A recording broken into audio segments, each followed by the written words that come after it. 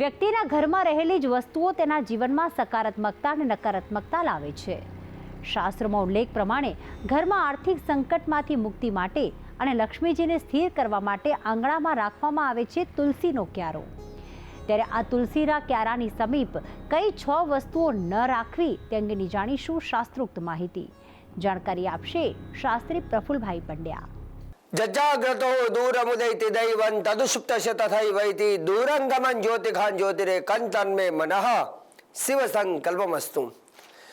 જય ભગવાન. દર્શક મિત્રો, આજે હું તમને જણાવીશ તુલસી માતાના ઉપાય વિશે. મિત્રો, અમુક ભૂલ એવી હોય છે કે જે આપણાથી થાય છે ને પછી આપણે કહીએ છીએ કે ઘરમાં પૈસો ટકતો નથી, ઘરમાં ધનની મુશ્કેલીઓ આવે છે, દેવું થઈ જાય છે. પણ અમુક બાબતોનું આપણે ધ્યાન નથી રાખતા. ભૂલથી પણ તમે જો આ 6 વસ્તુઓને તુલસી માતાના પાસે રાખો છો તો તમે થઈ જશો કંગાળ. ઘરમાં આવશે દરિદ્રતા, દુઃખ.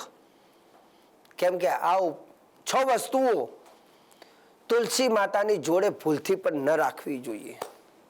કેમ કે શાસ્ત્ર એવું કહે છે કે ઘરને આંગણું હોય ને ત્યાં તુલસીજીનો ક્યારો હોય, અને જેના ઘરમાં તુલસીનો ક્યારો હોય, તુલસીજી હોય, સમજો ત્યાં લક્ષ્મી તો આવવાની જ હોય. પણ અમુક બાબતો તમે ધ્યાન નથી રાખતા અને એ ભૂલના કારણથી, અપમાનના કારણથી ઘરમાં આવેલી લક્ષ્મી પણ પાછી ચાલી જાય છે. ધન આવ્યું હતું પણ માથે દેવ થઈ ગયું. કેમ કે અમુક બાબતો આપણાથી ભૂલમાં એ થાય છે. તો શાસ્ત્ર એવું કહે છે કે તુલસીના કુંડાની અંદર અથવા તુલસીની આજુબાજુમાં આ 6 વસ્તુઓ તો ભૂલથી ન રાખવી જોઈએ. એક, તુલસીજીના કુંડાની અંદર ક્યારે ભગવાન ગણેશજીનો ફોટો ના હોવો જોઈએ, ભગવાન ગણેશજીની મૂર્તિ ના હોવી જોઈએ. અને જે સોપારીમાં કદાચ ગણેશજીની પૂજા કરી હોય તો તે સોપારી પણ ક્યારેય કુંડામાં, તુલસીજીના કુંડામાં ન હોવી જોઈએ. કેમ કે ગણેશજીનું આવાહન કરેલી વસ્તુ તમે તુલસીજીના કુંડામાં રાખો છો તો ત્યાં થાય છે ધન હાનિ. બીજા નંબરની વાત કે ઘણી વખત આપણે જોઈએ છીએ તો તુલસીના કુંડામાં ક્યાંક ઘણા કોઈ શિવલિંગ ખંડિત થયું હોય તો સીધું ઉઠાવીને તુલસીના કુંડામાં મૂકી દે છે. ભૂલથી પણ શિવલિંગ તુલસીજીના કુંડામાં ક્યારે ના મૂકતા, નહીં તો પસ્તાવાનો પાર નહીં રહે. કેમ કે ત્યાં બહુ મોટું ધનહાનિ થાય છે એ ઘરમાં તો, અને એ ધનહાનિ થયા પછી ક્યારેય માણસ ઉપર નહીં આવે. તુલસીજીના કુંડામાં ગણપતિ ના હોવો જોઈએ, ક્યારે શિવજીનું સ્વરૂપ, મૂર્તિ ન હોવી જોઈએ. ત્રીજું, તુલસીને કુંડાને અડીને અથવા એની આજુબાજુમાં જૂતા, જેને આપણે ચપ્પલ કહીએ, પગરખા કહીએ, એ જૂતા પણ તુલસીજીના કુંડાને અડવા ના જોઈએ. અને જો એ તુલસીને અડે છે, કેમ કે તુલસી એટલે લક્ષ્મી સ્વરૂપા, લક્ષ્મીજી ગણવામાં આવે છે. અને જો લક્ષ્મીજીને તમે જૂતું અડાડો છો, ચપ્પલ અડે છે, તો સમજો કે મોટું મહાપાપ થાય છે અને મોટું દુઃખ આવે છે. ઘણી વખત આપણે અમુક નાની બાબતોને હસતા એને જોતા નથી, એને છોડી દઈએ છીએ.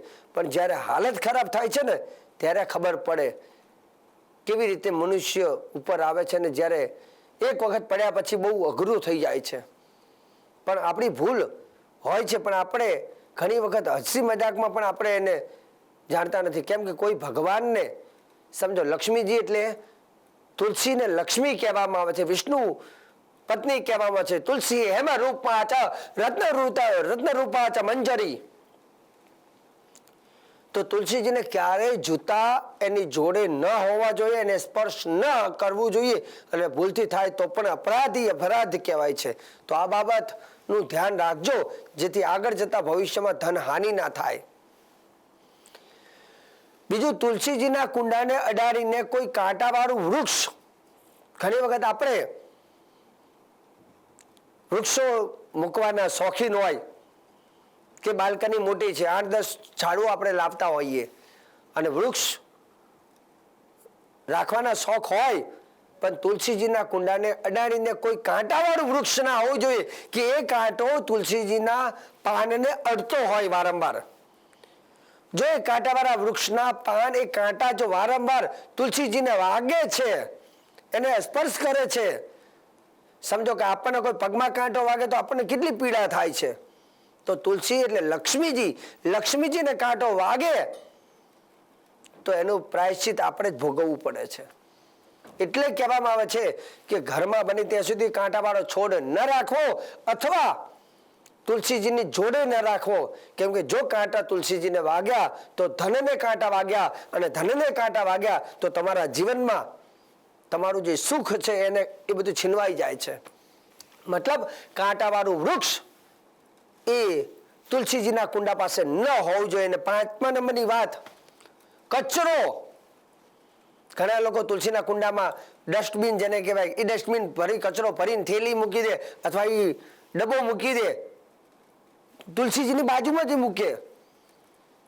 આપણે ક્યાંક ખાતા હોય, આપણે ક્યાંક બેસતા હોય, ત્યાં બધા કચરો ગંદકી પડી હોય તો આપણને મજા ના આવે. અહીંયા તુલસીને લક્ષ્મી કહીએ છીએ, બાજુમાં કચરાની ડોલ પડી હોય તો આ પણ મોટી ભૂલ છે તમારી. ધન હાનિ થવાના આ બધા કારણ છે.